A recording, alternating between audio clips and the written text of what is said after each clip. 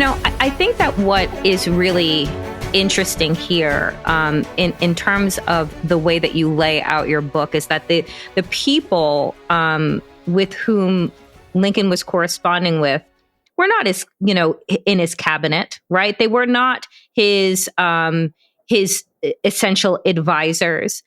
But what I think is explained here is the idea that differing, right? Dissent is necessary, like you said, in a democracy. Yeah. And when we move and we're watching our political climate move to a space of sycophants, move to a space of loyalty to a person rather than to country and to a shared understanding of values. Who are you referring to? I can't figure out. I know, it's so weird. It's so odd. We're keeping this very NPR-ish. It's so difficult. NPR-ish.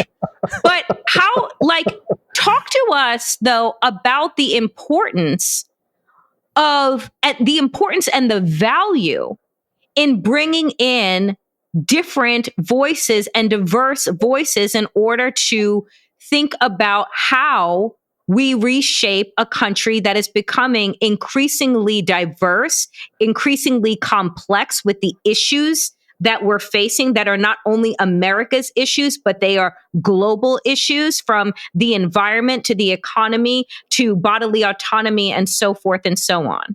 Yeah, listening to different people is important. And I think that a lot of us have become frustrated with it, disgusted with it. We think it's naive because you're never going to persuade the person on the other side. We even think it's morally wrong. Why should I associate with this person who holds this terrible view?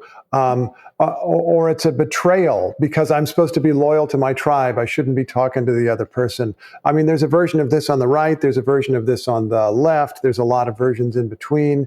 And it's just hard to have these conversations. And I think part of the reason is that we collectively, and I don't mean everybody, but a lot of us maybe miss the point of the conversations, and Lincoln shows us what they are. It's true that we're not often going to persuade the people on the other side. I mean, who would go to Thanksgiving and you run into your uncle who has these terrible views and you have 2 hours with this person and you think you're going to change his mind about something he's believed for 30 years or 50 years or however long he's been on earth? That's going to be a real challenge. But Lincoln was going for something else. He often didn't change people's minds. People rarely changed his mind. His basic opinion of slavery was the same in 1837, the same first time he ever made a public statement about it, all the way till the end of his life. There was some evolution and some added detail, but his basic view was this is wrong. And the Constitution protects it, which is really unfortunate, but let's do about it what we can. But he would meet people who had way more radical views, way less radical views, utterly racist slave owners, and he wouldn't necessarily persuade them to change, but he might find some narrow part of the argument where they could agree. And even if they couldn't do that, because in some of these meetings, I mean, they're failures. They don't turn up with anything. He would still try to find some way to get an advantage for himself or for his cause or for the country out of this. And he had a lot of people in his coalition who thought he was massively wrong on a lot of things, ranging from Frederick Douglas, who publicly excoriated him for being so slow to act against slavery, to various people who were literal slave owners, but were allies of his and supported the United States when the rebellion came, which was that doesn't make their slave owning any better, but it was important that they were on the right side, at least in that way. Speaking about how Lincoln was able to maneuver this for sake of making incremental gain, right? I am going to bring back the chapter on Frederick Douglass, whom you have as the activist. Cool. And for many of us, right, in this space, they say, oh, marketplace of ideas, have a debate, both sides, tribalism, this is how it works. And yet, just listening to you right now, Steve, and thinking about the chapter on Frederick Douglass, I'm reminded of the famous quote or the lines in the poem by Langston Hughes, Freedom. Quote, I do not need my freedom when I'm dead. I cannot live on tomorrow's bread. in a great need. I live here too. And I think about Frederick Douglass, who at that time was like, oh, that's wonderful. You're debating this out. They're trying to kill me. And now you fast forward to this moment, right, where Biden, and you know this, a lot of activists are like, we need fair wages. I need bodily autonomy. I just want to be black and survive on the streets. I don't have time to go talk to Uncle Chet in the Rust Belt and drink real coffee, right? And so what can Biden, because Biden is stuck in an interesting, unique situation. He is a white man, like Abraham Lincoln. He has the privilege. He has to build together this coalition. But there's so many of us, go down the list, people of color, Mexicans, immigrants, LGBTQ, black folks, who are like, you're telling me to win over Chet. Chet's trying to kill me. Yeah. Yep. Yeah. I understand the frustration. I think I understand the frustration. And it's got to be extreme for a lot of people in a lot of situations. But you raised the example of Biden. Biden, I think, attempts some of the things that I describe in this book. Now, I'm not saying I'm comparing him to Lincoln or anything like that. Different people, different centuries, everything else. The greatest president, by many people's estimation, was Abraham Lincoln. But he is attempting to reach out to the other side to make agreements and make deals where he can. And I think that grows out of a recognition of the system we have now, which was similar to what we had then, which is that you do need some buy-in from the other side to make the system work. And so somebody has to do some deal making.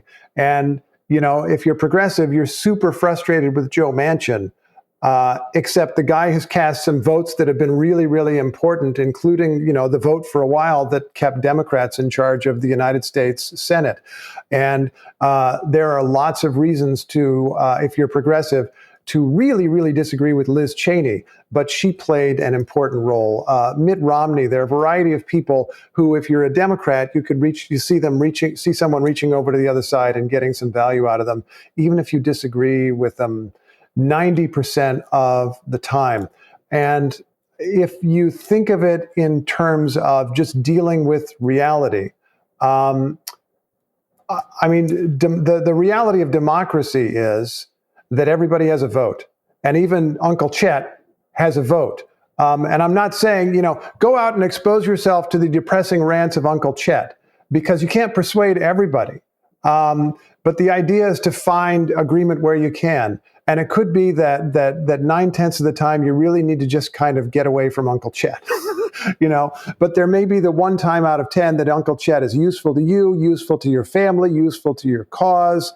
And that is what I think about, and I think that's what Lincoln shows here. You know, Frederick Douglass, you gave that example. He's such an awesome example, and I think he's very much a differ we must kind of person too. Frederick Douglass, of all the figures I researched in the 19th century, his writings and statements stand up the best of anybody. You know, Lincoln has a lot of things that he said that are just racist, that don't stand up very well at all. And lots of people do. Even a lot of people on the right side of history have all these terrible things to our lights that they said. Douglass's stuff is very modern and feels very right. He knew what right was, even by our lights.